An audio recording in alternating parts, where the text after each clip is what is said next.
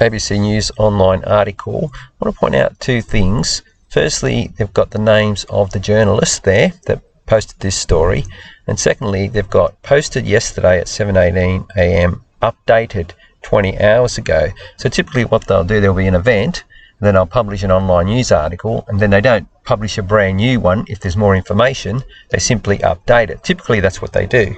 And I'll just point out one thing that I've noticed, and I'm pretty sure that people would have noticed it as well. They no longer put the date the story was posted. They just go posted yesterday, 2 days ago, 3 weeks ago, 6 months ago. There must be some legal reason why, perhaps people are using these articles and submitting them in as evidence of something. I'm not too sure. It might just muddy the waters with that. But yeah, they no longer put the date there. And the same thing with YouTube videos. They don't want you to know exactly what date it was posted. 2 years ago or something. And the most interesting key point further in the article is bottom right there. Police are treating the players as suspicious, which means they were murdered or perhaps an insurance job gone wrong. But there's actually another avenue of investigation that I'll get to.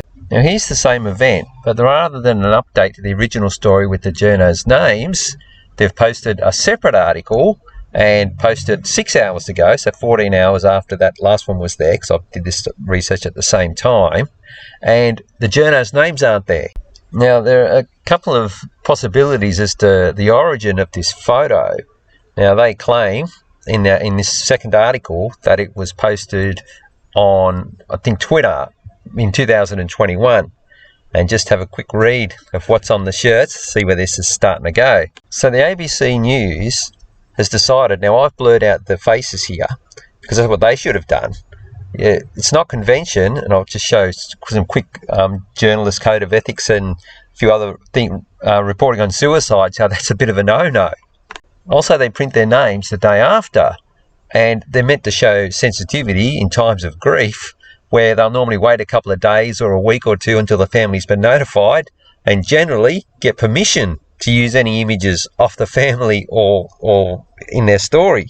So this second article on the same event with no journos' names mentioned it's a departure from convention in a lot of ways, and you can see exactly what they're doing with this. This is psychological operation trying to tie, because obviously suicide is, and when I'll show you the page in a second, they talk about Beyond Blue and Lifeline. It's related to and connected to mental illness.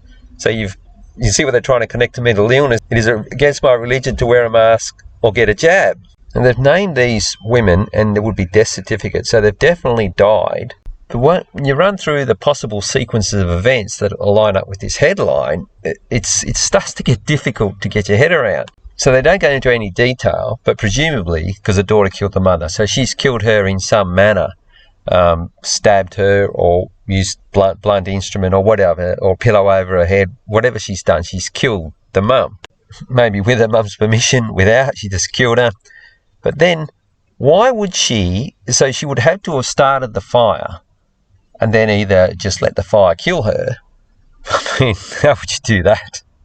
How would you stay there? How would you take the heat? So she would, most likely scenario, if you follow this story, is that she started the fire and then she's killed herself. But why would she start the fire if she's going to be dead? Or there's a possibility, and look, sometimes police will allow a fake story to run to make the perpetrator feel that, okay, they're not looking for me, when in actual fact they are.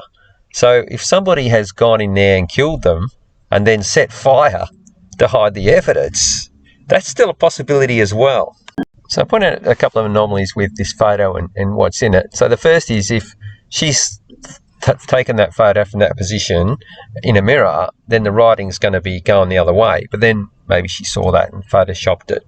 That's a possibility. Now, when you look at the writing on those two shirts, it was clearly done by the same person. So you got to ask the question, how did they spell where correctly on one, and then on the one on the right, it's spelled incorrectly? Again, there's a possibility so I've sometimes done that. I've written a word and then, hang on, that's not how it's spelled correctly, and got it right. But it's just another anomaly. But it's not one of those words that you normally get wrong. And that, of course, even a small spelling mistake like that does reduce the credibility of the people wearing the shirts as far as intellect goes. So if you were to assume, though, that the photo is all legit, and what the ABC journalists have done have gone through all of their social media posts. Now, they've got this picture up, they would have other pictures as well, chose this one to put with this story. So you can begin to see how heinous and malicious they are treating this family, if that is indeed the case, in order to denigrate people that don't want to get jabbed.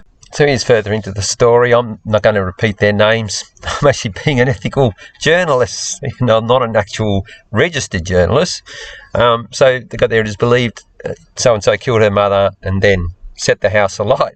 Again, did she die from the fire or did she kill her? And why did she set it alight? So the bottom paragraph there, they just reaffirm, making sure everyone knows that, they don't want to wear a mask or get jabbed. And the top paragraph says the daughter had been a mother's carer for 22 years. So the house was owned by Your Place Housing, which provides accommodation for people with a disability. So you assume that the daughter was looking after the mother because she had some kind of disability. Now that, I would imagine, could be, especially over time, quite a stressful situation. And there might be the case that her mother had taken a turn for the worse, or she was just getting upset about things, and that's what drove her to kill her mum and then kill herself. But they've got no. See, it's because they are mentally unwell because they didn't want to get jabbed. Now, that bottom paragraph tells a bit of a story. The place was put out within 10 minutes by 22 firefighters. What were 22 firefighters doing if there wasn't a fire? Like, could you imagine 22 all around this one fire? How many hoses did they have? How many does it take to hold a hose and put a fire out? There's normally only one or two hoses. Somehow they had 22 what I call cost overheads, government cost overheads on the scene. Here's the Media, Entertainment and Arts Alliance Journalist Code of Ethics. I bet you this is taking you by surprise. Sort of staring at it. What the? Hey? What is this thing? Now, how this, and there's Free TV and a few other self-regulating organisations that have a code of ethics, how they work is that journalists or media people or television stations, they register with these organisations, and that then gives them more credibility, because if they step out of line, they will be investigated and kept in line. So I'm a good journalist and I only go by ethics because these guys will keep me in line otherwise. And if you take time to read, you can see they only investigate anyone that's registered with them. Here's the first couple of ethics they're meant to stick by. The first one, reporting interpret honestly.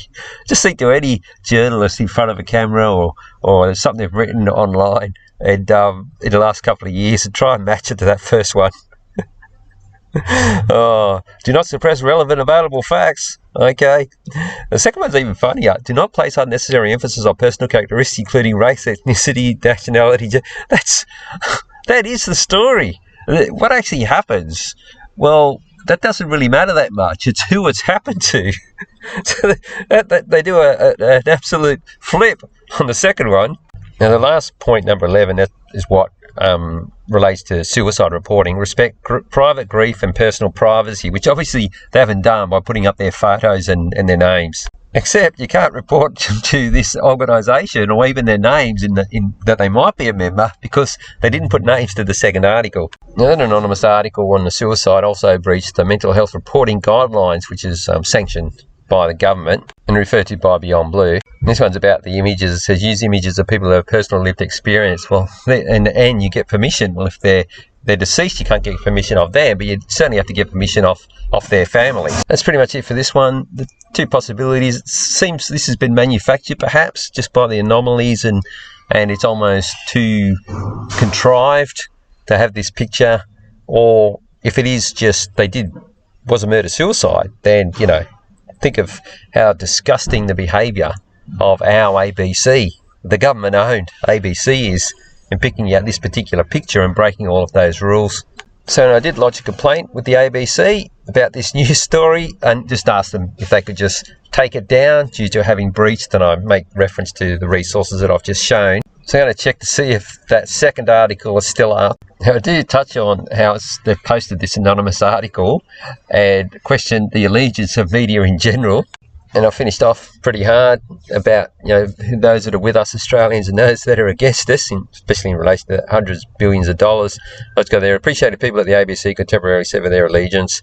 Now, I do go into talk about how those people that, particularly at the RBA, but also I imply in journalists and politicians, and of course all the foreigners that are on all the boards and the global investors, essentially what they've done is they've set themselves and vicariously their families against Australians and our families. I didn't put it in there, but that was also against the memory of the diggers, because the diggers fought for us to not be in debt and to own all our public wealth and private wealth, which of course these people are aiding and abetting us at being transferred from us. So I made a bit of a mention of that. So, all right, that's it for this one. And if you've got any thoughts as to the photo and the anomalies, and because I'm still a bit, you know, we're just open to any extra information that could sort of, make, if it's just organic as they've written it and the ABC are heinous, or if there's anything there that you think might be suspicious, certainly appreciate some comments. All right, that is it for this one.